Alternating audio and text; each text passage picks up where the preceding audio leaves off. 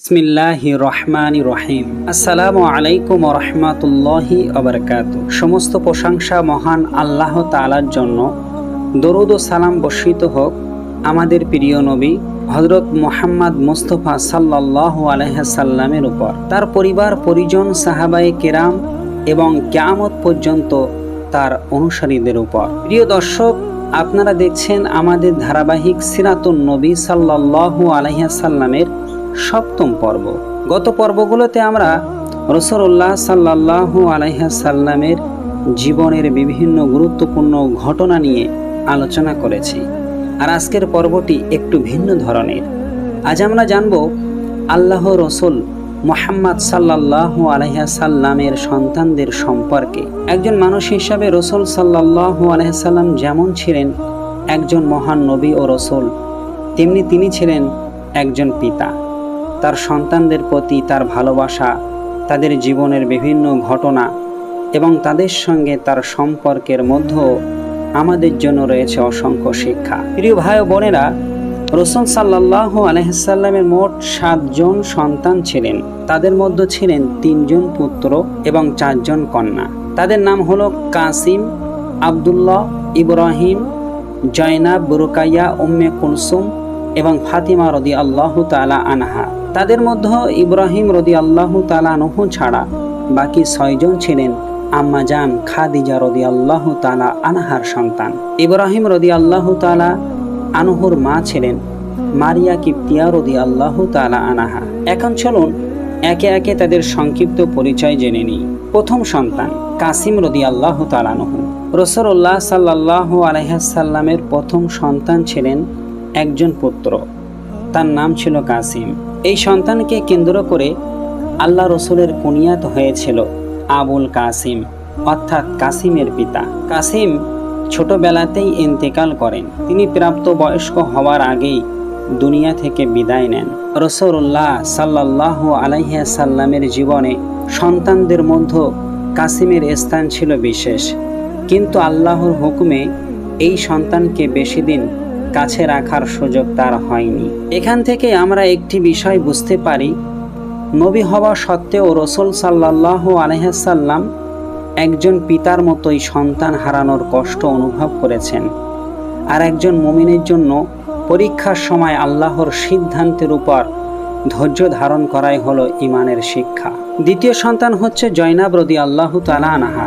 রাসূলুল্লাহর কন্যা জয়নাব রাদিয়াল্লাহু তাআলা আনহা জন্মগ্রহণ করেন। তিনি ছিলেন নবীজির বড় কন্যা হিসাবে প্রসিদ্ধ। জয়নাবের বিবাহ হয়েছিল আবুল আস ইবনু রাবি এর সঙ্গে। আবুল আস প্রাথমিক ইসলাম গ্রহণ করেননি, কিন্তু জয়নাব রাদিয়াল্লাহু তাআলা আনহার ইসলাম গ্রহণ করার পরও তার স্বামীর সঙ্গে তার জীবনে নানা কঠিন পরিস্থিতি আসে। পরবর্তীতে আবুল আস ইসলাম গ্রহণ করেন। জয়নাব রাদিয়াল্লাহু তাআলা আনহুর জীবন আমাদের শেখায়, ঈমানের পথে কখনো মানুষের সামনে পারিবারিক পরীক্ষাও আসে, কিন্তু একজন মুমিনকে আল্লাহর সন্তুষ্টিকে সর্বোচ্চ গুরুত্ব দিতে হয়। তৃতীয় সন্তান ছিলেন রুকাইয়া রাদিয়াল্লাহু তাআলা আনহা। রুকাইয়া রাদিয়াল্লাহু তাআলা আনহা এর বিবাহ হয়েছিল ইসলামের তৃতীয় খলিফা উসমান ইবনু আফফান রাদিয়াল্লাহু তাআলা আনহুর সঙ্গে। উসমান ও রুকাইয়া এর দাম্পত্য জীবন ইসলামের ইতিহাসে অত্যন্ত সম্মানিত। ইসলামের শুরুর সময় যখন মক্কার মুশরিকদের নির্যাতন বেড়ে যায়, তখন তারা হাবশায় হিজরতকারীদের অন্তর্ভুক্ত হন। রুকাইয়ার জীবন আমাদের সামনে ইসলামের প্রথম যুগের ত্যাগ ও কষ্টের একটি সুন্দর উদাহরণ। তিনি শুধু রাসূল সাল্লাল্লাহু আলাইহি সাল্লামের কন্যাই ছিলেন না, বরং ইসলামের কঠিন সময়ে ঈমানের উপর অটল থাকা একজন সাহাবিয়াও ছিলেন। চতুর্থ সন্তান হচ্ছে উম্মে কুলসুম রাদিয়াল্লাহু তাআলা আনহা। তিনি ছিলেন রাসূল সাল্লাল্লাহু আলাইহি সাল্লামের আর এক কন্যা। রুকাইয়া রাদিয়াল্লাহু তাআলা আনহা ইন্তেকাল করার পর উসমান ইবনু আফফানের সঙ্গে উম্মে কুলসুমের বিবাহ হয়। এই কারণে উসমানকে বলা হয়েছিল জুন্নুরাইন, অর্থাৎ 2 নূরের অধিকারী, কারণ তিনি নবীজি সাল্লাল্লাহু আলাইহি সাল্লামের 2 কন্যাকে পরপর বিবাহ করেছিলেন। উম্মে কুলসুমও দীর্ঘ জীবন লাভ করেননি, তিনি মদিনায় ইন্তেকাল করেন। তার জীবনের ঘটনাগুলো আমাদের মনে করিয়ে দেয়, নবীজির পরিবারের সদস্যরাও দুনিয়ার পরীক্ষা, কষ্ট এবং বিচ্ছেদের মধ্য দিয়ে জীবন অতিবাহিত করেছেন। পঞ্চম সন্তান ফাতিমা রাদিয়াল্লাহু তাআলা আনহা। এবার আসি এমন একজন মহান নারীর কাছে যার নাম মুসলিম উম্মাহ অত্যন্ত ভালোবাসা ও সম্মানের সঙ্গে স্মরণ করে থাকেন। তিনি হলেন ফাতিমাতুজ জোহরা রাদিয়াল্লাহু তাআলা আনহা। ফাতিমা ছিলেন রাসূল সাল্লাল্লাহু আলাইহি সাল্লামের কন্যা। তিনি ছিলেন আলী ইবনু আবি তালিব রাদিয়াল্লাহু তাআলা আনহুর স্ত্রী। তাদের সন্তানদের মধ্যে ছিলেন হাসান, হোসাইন, জয়নাব ও উম্মে কুলসুম রাদিয়াল্লাহু তাআলা আনহা। ফাতিমার সঙ্গে আল্লাহ রসুলের সম্পর্ক ছিল অত্যন্ত গভীর ভালোবাসার।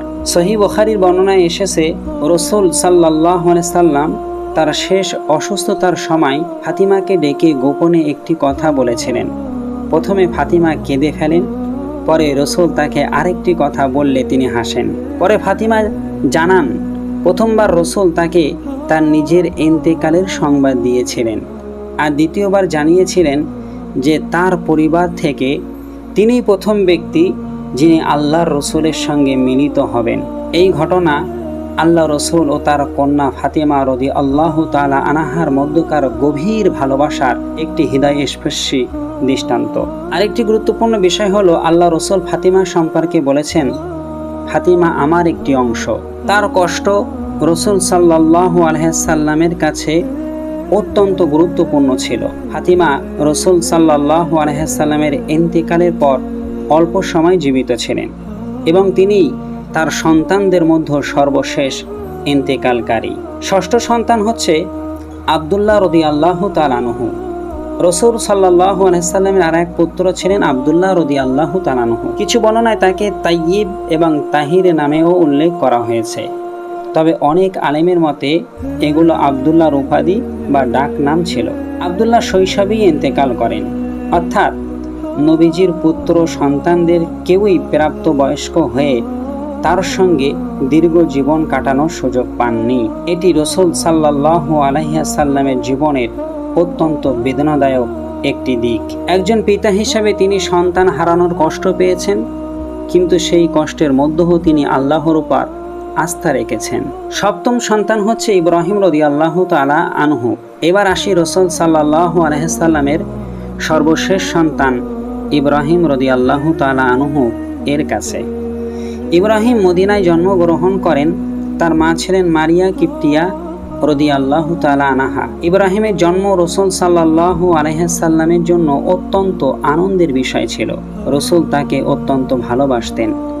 সহিহ মুসলিমে একটি বর্ণনায় আনাস ইবনু মালিক রাদিয়াল্লাহু তাআলা আনহু বলেন, তিনি রসুল সাল্লাল্লাহু আলাইহি সাল্লামের চেয়ে তার পরিবারের প্রতি অধিক দয়ালু কাউকে দেখেননি।